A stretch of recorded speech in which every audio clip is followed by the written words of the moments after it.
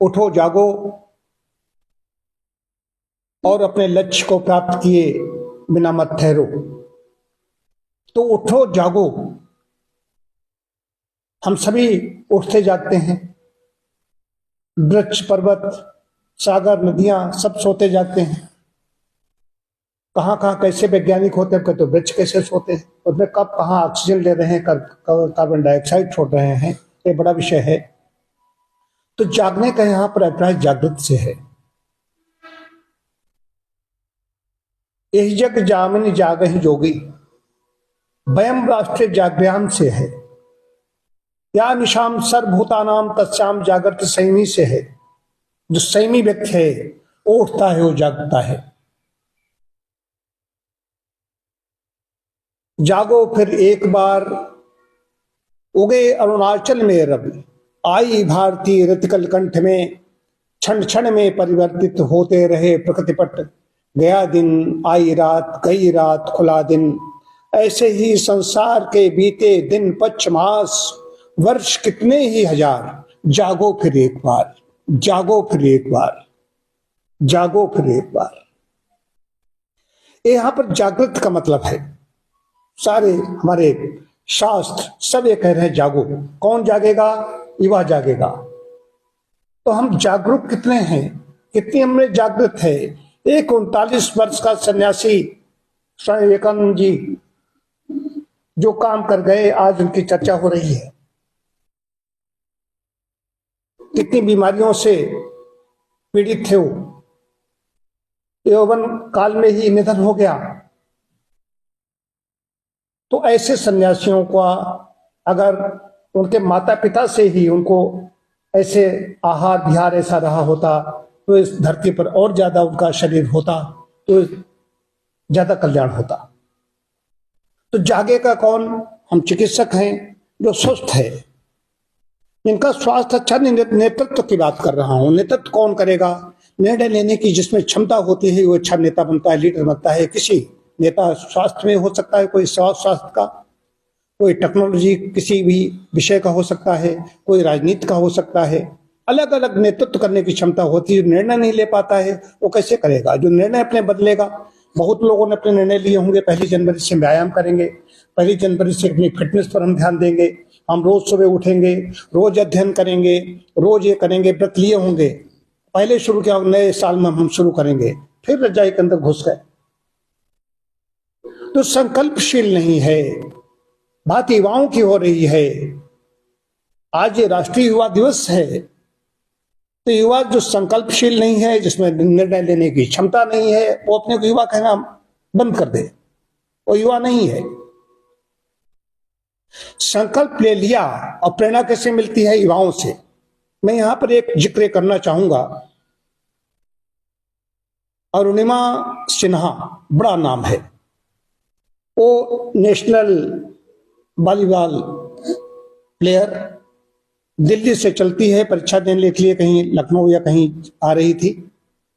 बरेली में कुछ दुष्टों ने, बदमाशों ने, डकैतों ने उसकी चैन छीननी चाहिए। बाकी लोगों से उन्होंने मांगा, उन्होंने दे दिया, उसने नहीं दी। उसको उठा करके फेंक दिया ट्रेन से, ट्रेन से उठा करके फेंक दिया। अब उसके साथ में आप सोचिए, वो नीचे चली, तड़प रही है, चीख रही है। उधर से दूसरी तरफ ट्रेन आ रही है, उसका एक पैर पड़ा था दूसरी लाइन पर, ट्रैक पर, दूसरी तरफ से वाली ट्रेन से उसका पैर भी कट गया। जब पैर कट गया तो वहां पर चूहे हुए जो थे ऐसे कुतरने वाले, उसके पैर को कुतरने लगे। उसके बाद दिन में किसी ने देखा, कोई देखने वाला नहीं। उसको एम्स में भर्ती कराया गया। भर्ती कराने के बाद में डॉक्टर ने कहा तो ये विकलांग, टांग काट दी गई उसकी। उसके बाद उसने कहा कि मैं घर पर आई, उसने कहा कि मैं माउंट फतेह करूंगी, माउंट एवरेस्ट की चढ़ाई करूंगी। तो लोगों का कभी नहीं कर सकता, ऐसे नहीं कर सकते, तुम कैसे कर सकती है? उसने ये अप्रैल 11 की, अप्रैल 11 में इसलिए कह रहा हूं, 11 की घटना बहुत बड़ी घटना है। 11 में मैं अन्ना के साथ मेंशन पे बैठा था जंतर मंतर पर, तो 11 वो है, 11 में उसके साथ घटना घटी। और 13 आते आते उसने माउंट फतेह किया। आप गूगल कर लीजिए, गूगल करोगे तो पाएगा, उसने अरुणिमा सिन्हा ने माउंट एवरेस्ट की चढ़ाई की और उसका बड़ा मतलब कि वो बहुत बड़ी मतलब कि युवा नेत्री उभर करके आई, उसका जाना माना नाम है, लिखोगे अरुणिमा सिन्हा अपने आप ही आ जाएगा। तो ऐसे जिनके अंदर संकल्प शक्ति होती है, ये युवा हैं, राष्ट्र को दे करके जाते हैं। हम कोई भी काम करते हैं, आज हमने व्रत लिया तोड़ दिया, व्रत लिया तोड़ दिया, तो संकल्पशीलता, व्रत ले लिया, या तो संकल्प लेंगे नहीं, संकल्प ले लिया है फिर विकल्प नहीं ढूंढेंगे, हमने संकल्प ले लिया तो ले लिया।